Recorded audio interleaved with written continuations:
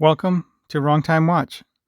My name is Kevin, and today we're looking at the Swatch Sistem Bow SUTW 405, and Bow is short for Bauhaus. So this watch is Bauhaus inspired. Just simple black and white.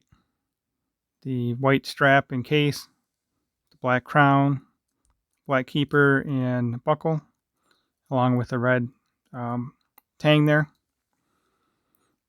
Also, we look at the dial, it's a black dial, and the handset is our primary colors. So it's red, blue, and yellow. And also you have a pop of red there at the date wheel.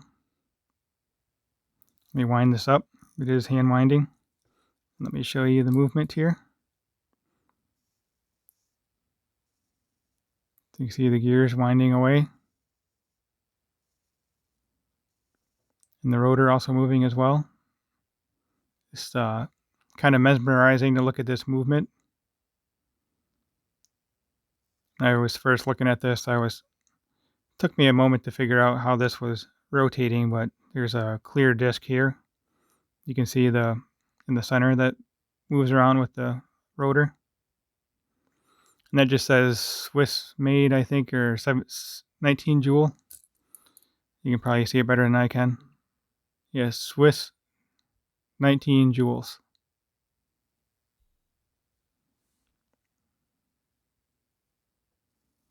So let's go back to the front here.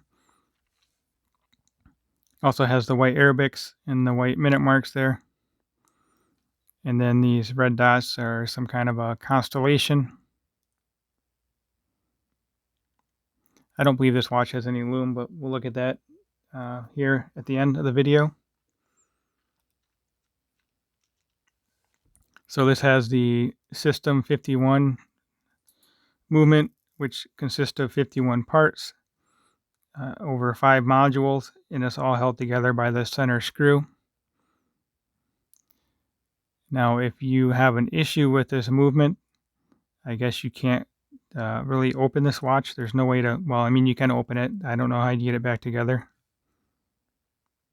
So if the movement has an issue, you basically throw away the watch, or I don't know, you might be able to crack that open and get in there, but I'm not sure how you would take it apart and service it.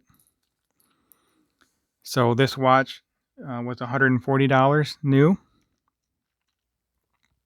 Before I get too far, well, I've already gotten pretty far, but this watch was lent in. Actually, it's a tour watch from Random Rob, but it's Amin Reviews is loaning it out to us to tour it, so it's very kind of him. I will leave a link to his channel in the video description. His collection is a bit more high end than my collection, so it's always nice to watch those videos and dream of the watches you can one day purchase, maybe. So the strap is very nice, silicone strap. It's got some texturing on the back here, or maybe for breathing. So it says Swatch here.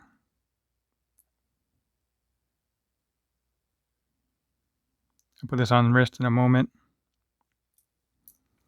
I'm not really a fan of white watches. I did have one white watch. I had the NASA G-Shock, which I ended up selling. So this watch is 50 millimeter lug to lug. It's not really lug to lug. I guess it kind of is.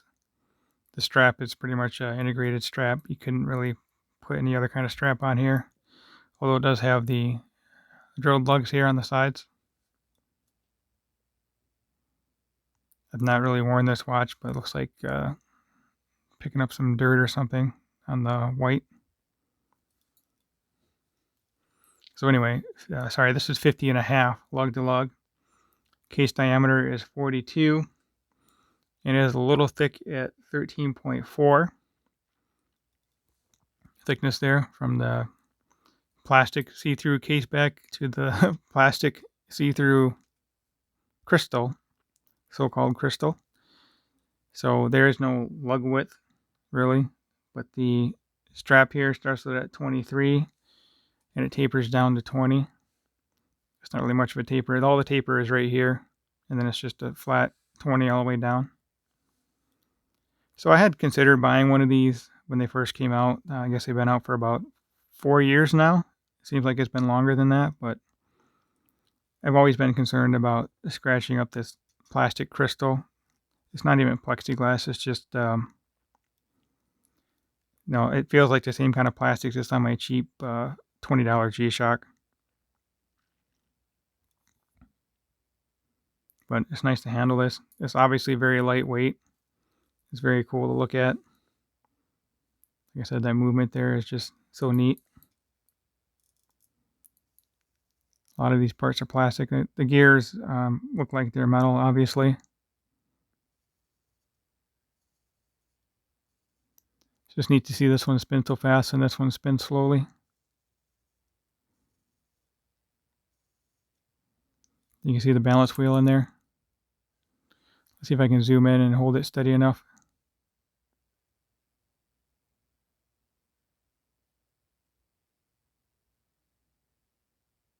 Not really any decoration, I mean, other than the paint scheme on the parts there. Or there you can see the spring on the gear right there.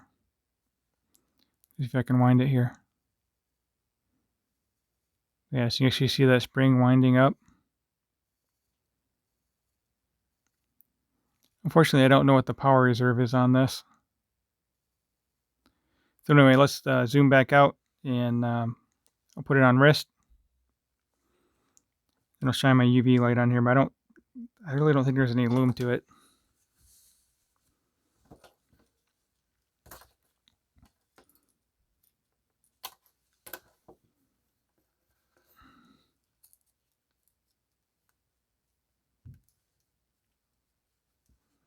I might put it on a little bit too tight. Nope, gotta go under here. I'm not used to having a buckle with a buckle part on both sides there.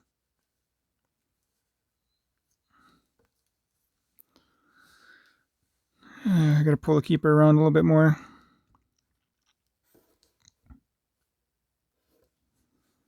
So there we go. Again, I have a 6.5 inch wrist with the 52 millimeter wristband. And this watch is 50.5. So I was just looking at the shape of the case on my wrist. I think it's just a bit too big for my wrist. Not really getting a good angle here. The way it kind of just curves down, it would look better on a larger wrist, I think. So anyway, let's zoom out here.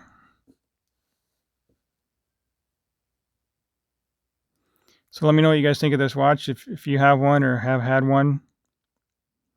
I know they have all different kinds of different colorways.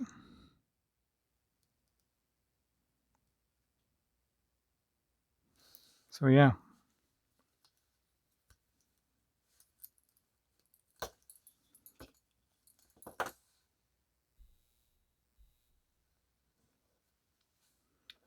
This might light up whatever paint is in there though.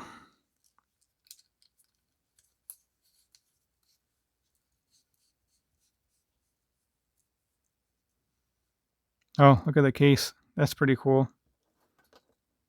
It's, I don't know what that case is, but it's really reacting to the UV light. But yeah, there's nothing on that dial really reacting. That's pretty cool. All right, well, as always, thank you for watching, and I'll catch you guys on the next video. If you would, please subscribe to the channel if you haven't already. Like the video, and leave some comments. Let me know what you think of this watch, or any white watches in general. All right, talk to you guys on the next one.